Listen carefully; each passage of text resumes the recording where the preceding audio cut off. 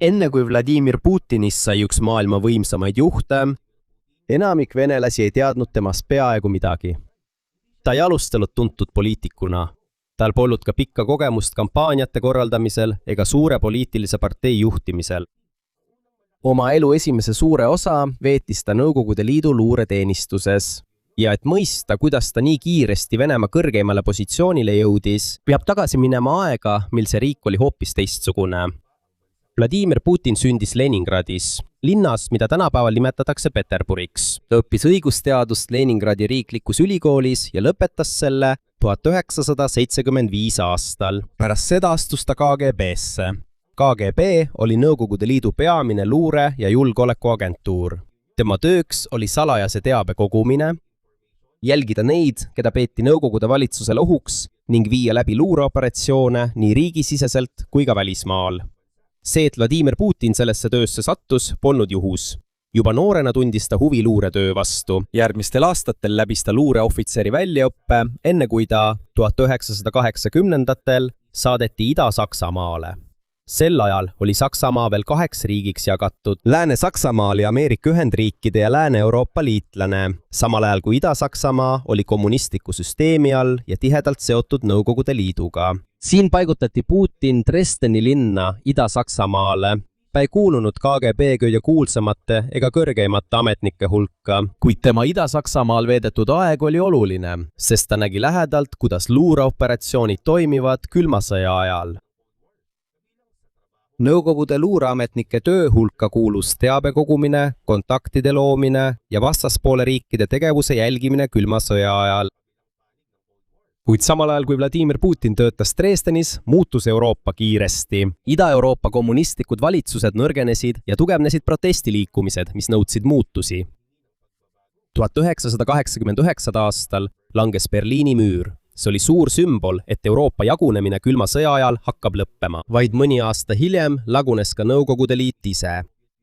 1991 aastal lakkas NSVL lõplikult olemast ning endised liiduvabariigid said iseseisvateks riikideks. Miljonite venelaste jaoks see polnud lihtsalt riigi nime muutmine. Kadus poliitiline ja majandussüsteem, millega nad olid kaua harjunud. Ka Moskva endine võim maailmas nõrgenes kiiresti. Vladimir Putin naasis Leningradi enne, kui Nõukogude Liit lõplikult lagunes. Ta lahkus aktiivsest teenistusest KGB-s ja asus tööle kohalikku omavalitsusse. Temast sai lähedane abiline Anatoli Sobčakile, õigusteaduse professorile, kellest sai Peterburi linnapea. See oli Putini karjääris suur muutus. Luuremaailmas liikus ta poliitikasse ja riigihaldusse. Samal ajal läbis Venemaa väga raske üleminekuperioodi. Riik püüdis liikuda kommunistlikult majanduselt turupõhisele süsteemile. Paljud riigile kuuluvad ettevõtted erastati. Muutusid hinnasüsteem ja ettevõtlus ning majanduses tekkis suur segadus. Paljudele tavalistele venelastele muudatused ei toonud kohe paremat elu. Nende säästude väärtus langes, paljud töökohad kadusid, vaesus kasvas. Suurenes lõhe rikaste ja vaeste vahel. Isegi riigi keskmine eluiga langes. 1990-ndate alguses märkimisväärselt. Samal ajal sai väike ettevõtjate grupp väga rikkaks. Endisi riigiomandis olnud varasid müüdi või anti üle eraomandisse.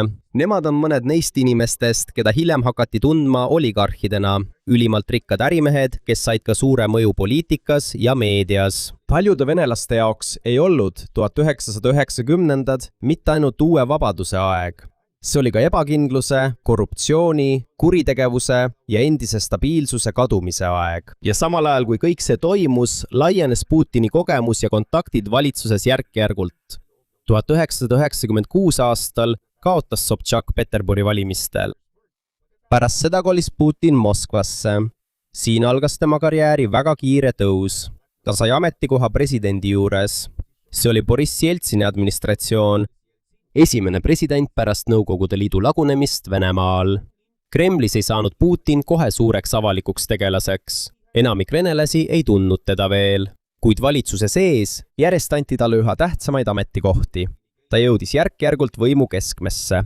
1998 aastal ta nimetati FSB direktoriks. FSB on Venemaa peamine sisejulgeolekuagentuur ja üks peamisi endise KGB järglasi.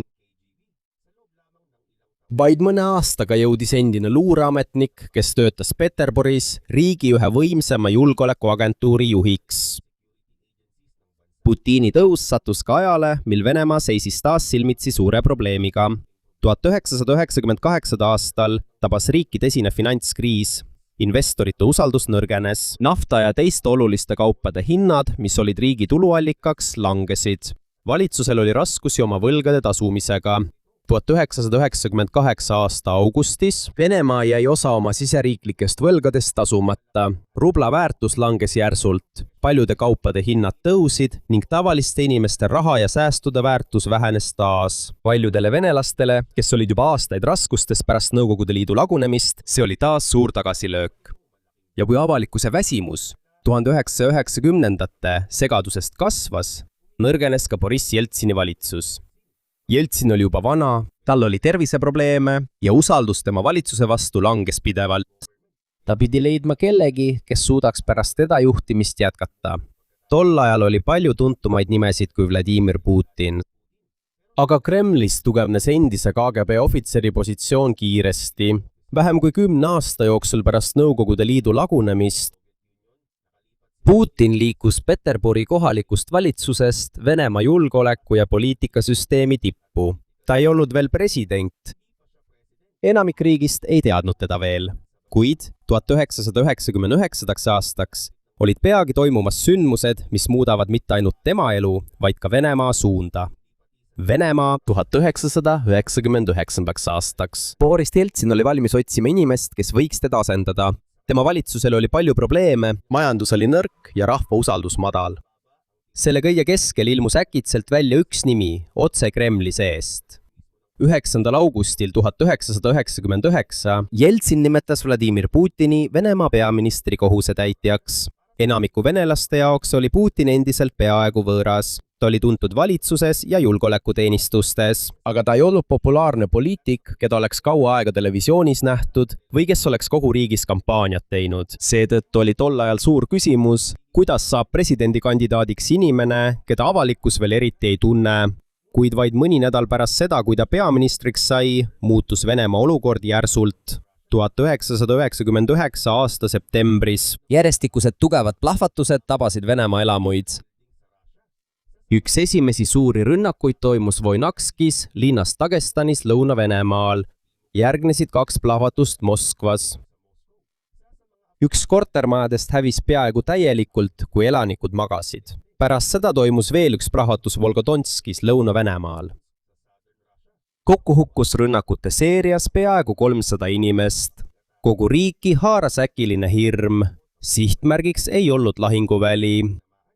Plahvatati tavalisi elumaju, mistõttu paljud venelased kartsid, et see võib juhtuda ka nende enda korteris või naabruskonnas.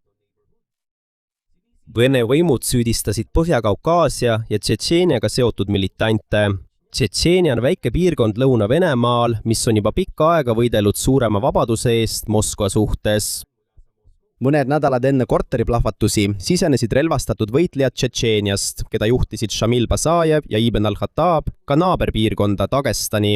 Seetõttu, kui plahvatused aset leidsid, valitsus seostas selle kiiresti piirkonna süveneva julgeolekuprobleemiga, kuid on üks sündmus, mis on kogu loo juures siiani jäänud vastuoluliseks.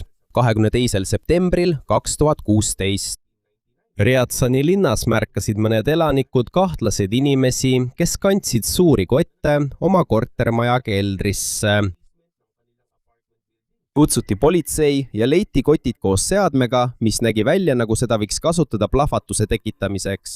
Alguses ütlesid kohalikud võimud, et nad suutsid ära hoida veel ühe võimaliku rünnaku, kuid järgmisel päeval teatas FSB, et tegemist oli vaid turvaõppusega ja kottide sees oli võltspomm, mitte päris.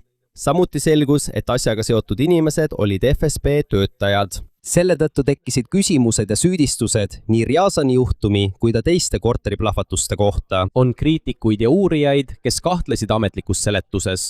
Samal ajal kui Vene valitsus jätkuvalt eitas, et FSB-l oleks olnud mingit seost tegelike plahvatustega. Puuduvad selged tõendid, mis kinnitaksid, et Vene valitsus kavandas korteriplahvatused. Seetõttu jääb see teema endiselt vastuoluliseks. Selge on aga see, et rünnakutel oli Venemaale väga suur mõju.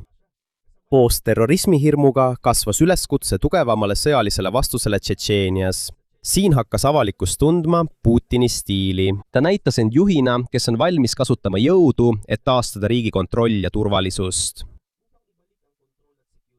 1999 aasta sügisel alustas Venemaa ulatuslikku sõjalist operatsiooni Tšetšeenias. See oli teise Tšetšeenia sõja algus. Vene sõjavägi kasutas õhurünnakuid, suurtükiväge ja maavägesid, et võidelda separatistide ja islamistidest võitlejate vastu. Suur osa Tšetšeeniast, sealhulgas selle pealinn Grozny, koges ränki lahinguid ja hävingut. Paljud tsiviilisikud hukkusid või olid sunnitud põgenema. Kuid Venemaal tõusis Putini populaarsus kiiresti. Paljudele kodanikele, kes olid väsinud 1990-ndate ebastabiilsusest, tundus tema karm lähenemine olevat täielik vastand sellele, mida nad olid harjunud nägema. Nõrk ja kaootiline valitsus. Kui toetus Putinile kasvas, samal ajal hakkas Jeltsini aeg lõppema. 31. detsembril 1999 Venemaad üllatas, kui Boris Jeltsin äkitselt presidendi kohalt tagasi astus. Vene põhiseaduse kohaselt sai peaminister Vladimir Putinist kohusetäitjas president. Vaid mõne kuuga oli endine peaaegu tundmatu julgeolekuametnik jõudnud riigi kõrgeimale positsioonile, kuid ta pidi siiski valimised võitma, et sinna jääda. 26. märtsil 2000 toimusid presidendivalimised.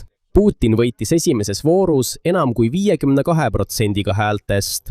47-aastaselt sai temast Venemaa valitud president. Suur osa tema kiirest populaarsuse tõusust oli seotud tema karmide vastustega Tšetšeenias ja tema lubadusega taastada kord pärast 1990-ndate segast aega. Kuid vaid mõned kuud pärast presidendiks saamist saabus tema juhtimise esimene suur proovikivi. 12. augustil 2005 Vene merevägi läbi suure sõjalise õppuse Barentsi merel, mis on külm Arktika ookeani osa Venemaast põhja pool. Selles õppuses osales ka Kursk, mis oli tol ajal üks Venemaa suurimaid ja moodsamaid tuumaallveelaevu.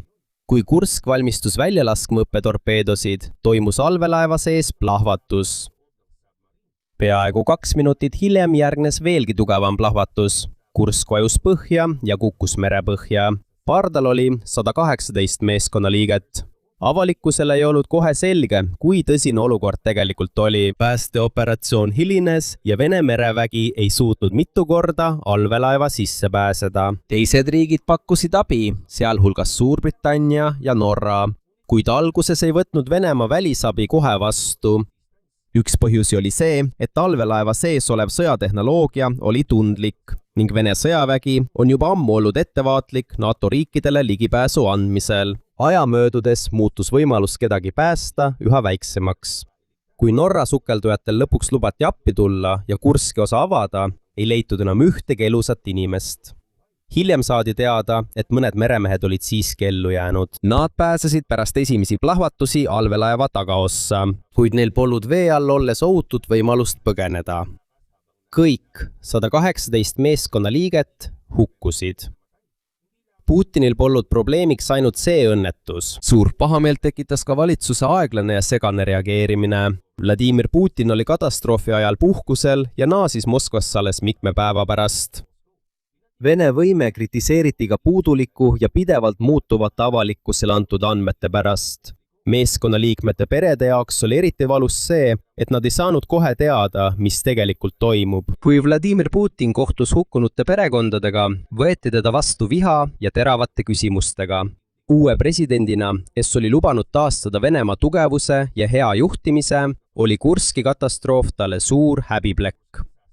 See näitas, et kuigi Kreml tahtis näidata, et riik muutub taas tugevamaks, on Vene sõjaväel endiselt palju probleeme pärast aastaid kestnud rahapuudust, hoolduse ja moderniseerimise puudumist. Kuid Vladimir Putin ei pidanud tegelema ainult Venemaa sisemiste probleemidega. Samal ajal, kui ta püüdis riiki taas tugevdada, muutus ka Euroopa julgeolekukaart. NATO on sõjaline liit, mille lõid külma sõja ajal Ameerika Ühendriigid, Kanada ja Lääne-Euroopa riigid. Nõukogude Liidu ajal oli NATO peamine vastane Varssavi pakt, mida juhtis Moskva. Kui Nõukogude Liit lagunes, ei kadunud NATO kuhugi. Selle asemel hakkasid mõned endised kommunistlikud riigid Ida-Euroopas taotlema NATO liikmelisust. Neil oli selleks lihtne põhjus. paljud neist riikidest olid aastakümneid tugeva Moskva mõju all ja nad ei tahtnud sellesse olukorda tagasi sattuda. Poola, Ungari jaoks, Tšehhi Vabariigi ja teiste piirkonna riikide jaoks oli NATO liikmelisus viis saada julgeolekugarantii Ameerika Ühendriikidelt ja Lääne-Euroopalt.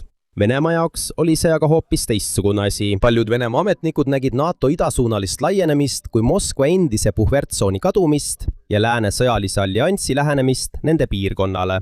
1999 aasta märtsis Poola, Ungari ja Tšehhi Vabariik liitusid ametlikult NATO-ga.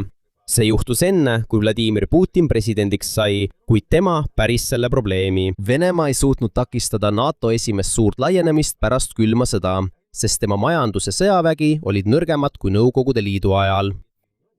Samal ajal püüdsid Moskva ja lääneriigid endiselt omavahel koostööd teha.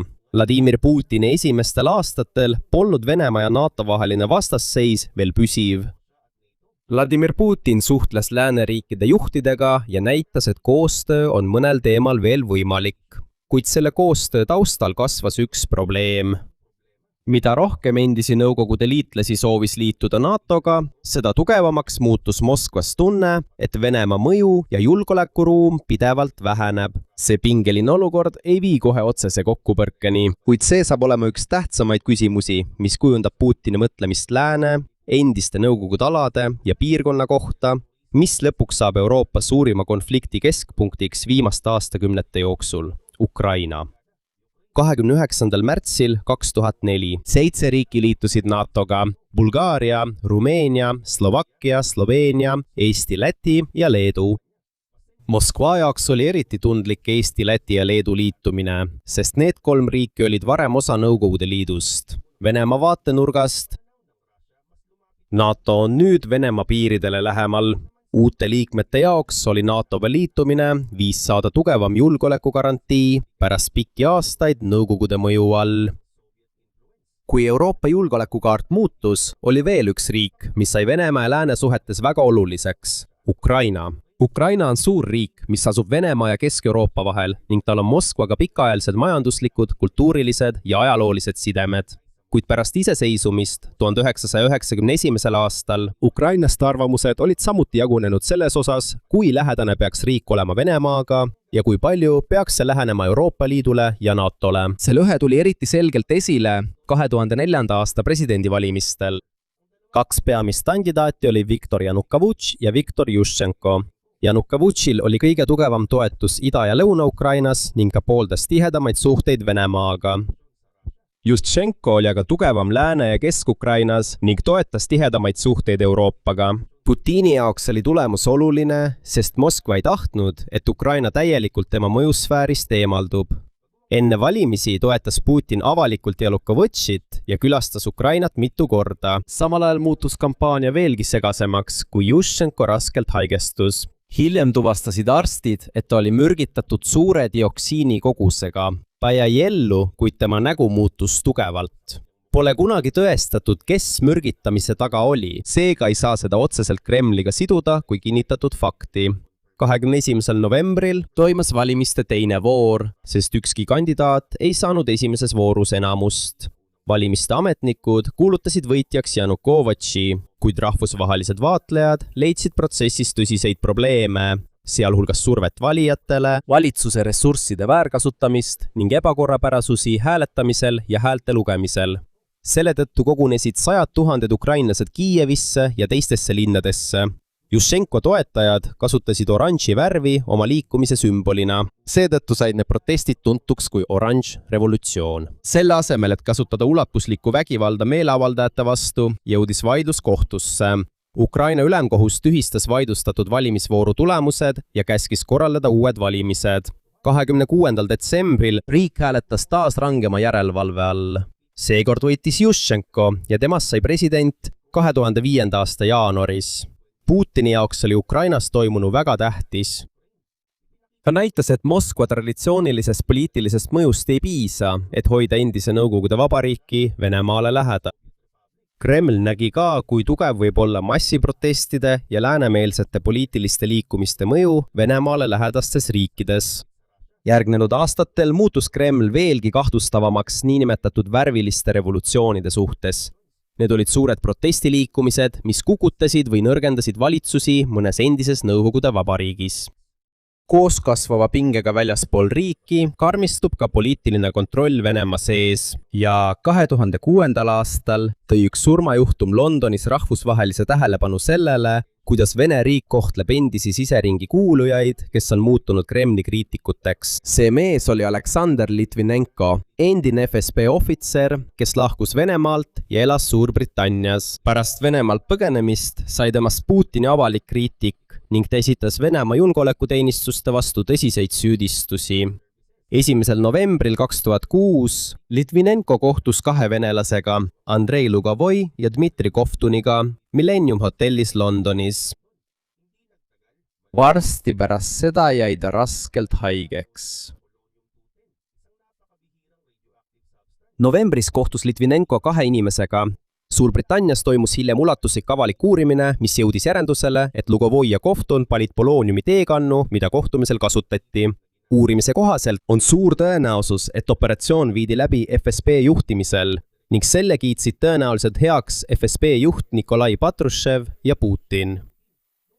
2021 aastal Euroopa Inimõiguste Kohus ütles samuti, et on piisavalt alust pidada Lugovoid ja Kovtunit Vene riigi agentidena tegutsenuks. Venemaa lükkas tagasi süüdistused riigi seotuses. Kui Venemaa vastu suunatud kriitika väljaspood kasvab, näevad paljud venelased riigis sees hoopis teistsugust pilti. Majandus on paremas seisus võrreldes 1990-ndate kaosega. Nafta ja gaasi hinnad on kõrged, need on Venemaa jaoks olulised ekspordiartiklid ning majandus kasvas kiiresti. 2000-ndate alguses tööhõive suurenes ja paljude perede sissetulekud tõusid.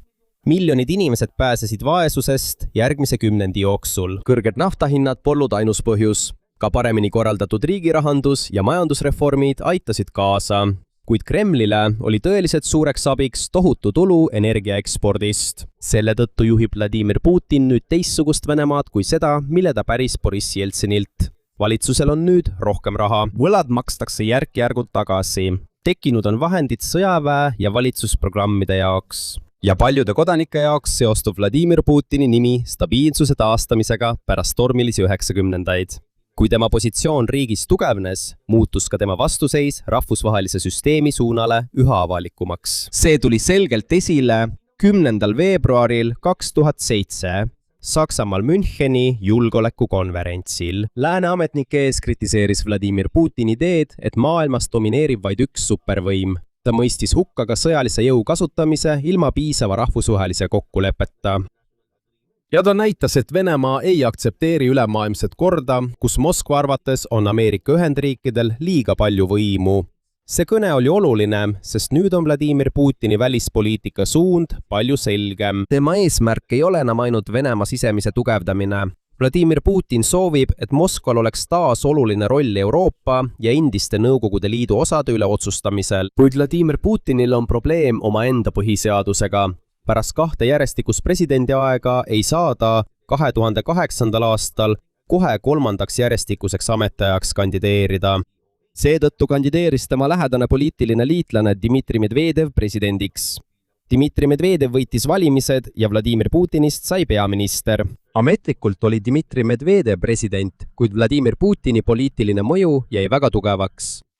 Ei läinud kaua, kui juhtus veel üks sündmus, mis halvendas veelgi Venemaa ja NATO suhteid. 2008. aasta aprillis NATO juhid kogunesid Bukarestis Rumeenias. Üks kuumemaid teemasid oli Ukraina ja Gruusia, 2 endist Nõukogude vabariiki, kes soovisid NATOle lähemale jõuda. Neile ei antud kohe liikmelisuse tegevuskava, mis on ametlik samm liikmeks saamise suunas. Kuid NATO andis välja väga olulise avalduse. Ukraina ja Gruusia saavad tulevikus alliansi liikmeteks. NATO jaoks on igal riigil õigus valida omaenda julgeolekuliidud. Kremlile on see aga hoopis teine asi. Gruusia asub otse Venemaa lõunapiiril, samal ajal kui Ukraina on ajalooliselt väga oluline majanduse ja julgeoleku seisukohalt Moskva jaoks. Seetõttu nägi Venemaa juhtkond võimalust, et need 2 riiki liituvad NATOga suure strateegilise probleemina ja vaid mõned kuud pärast Bukaresti tippkohtumist ei jäänud pinged Gruusias enam ainult sõnade ja diplomaatiliste kohtumiste tasemele.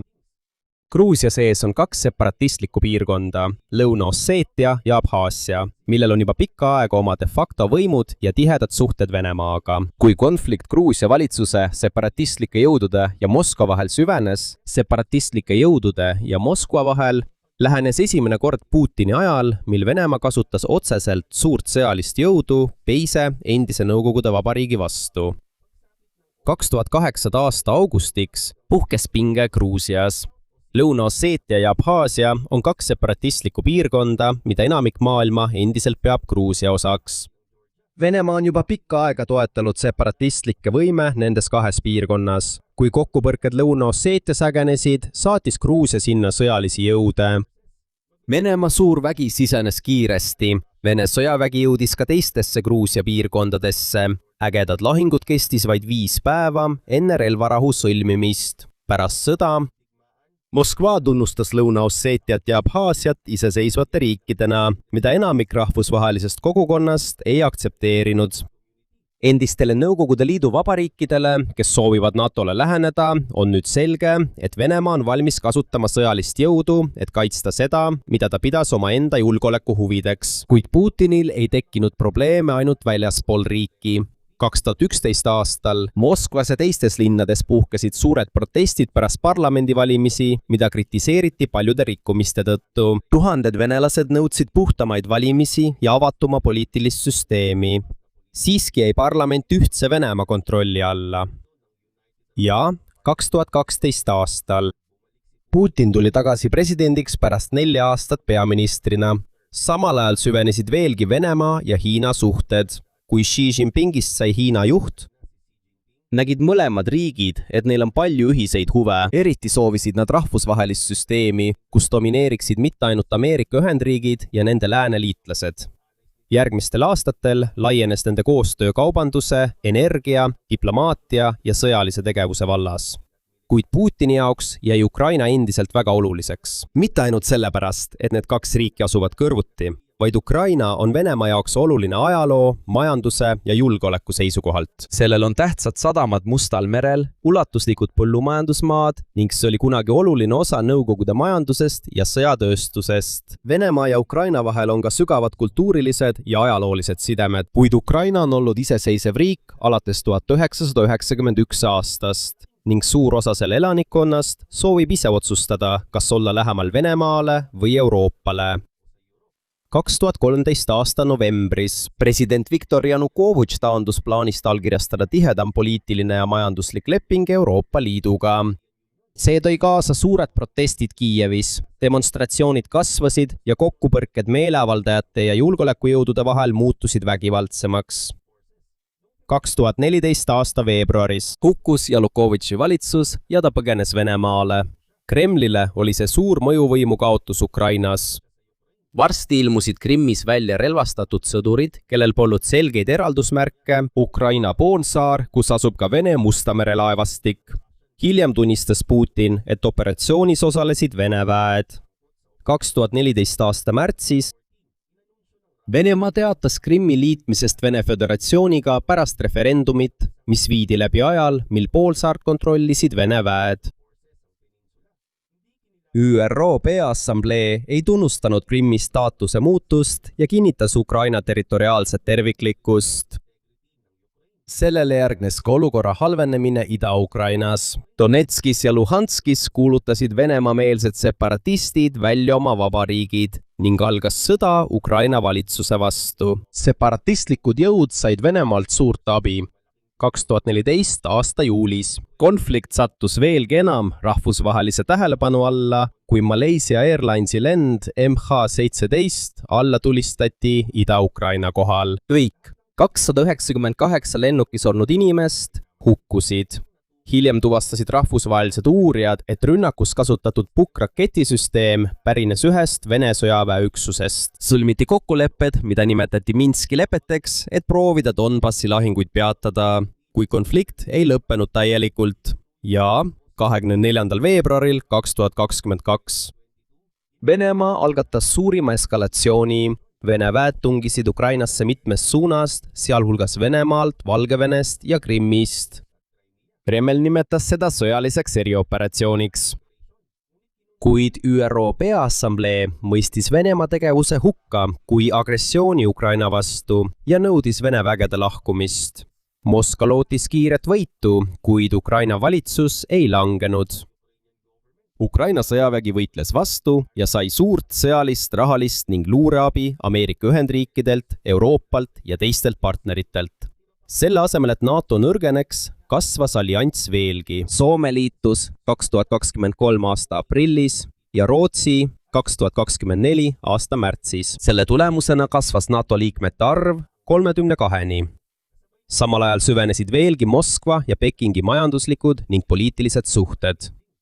Enne täiemahulise sissetungi algust Venemaa ja Hiina olid juba kuulutanud välja väga tiheda partnerluse. Nende strateegiline suhe jätkus tihedalt ka järgmistel aastatel, kuid seda näitas ka, et Vene süsteemi sees on probleeme.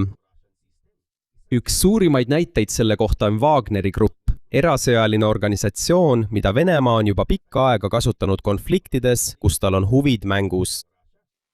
Seda juhtis Jevgeni Prigožin, endine Putini lähedane. Sõja kestel Ukrainas kritiseeris Prigožin üha enam Vene sõjaväe juhtkonda. 2023 aasta juunis tõusid Wagneri väed üles.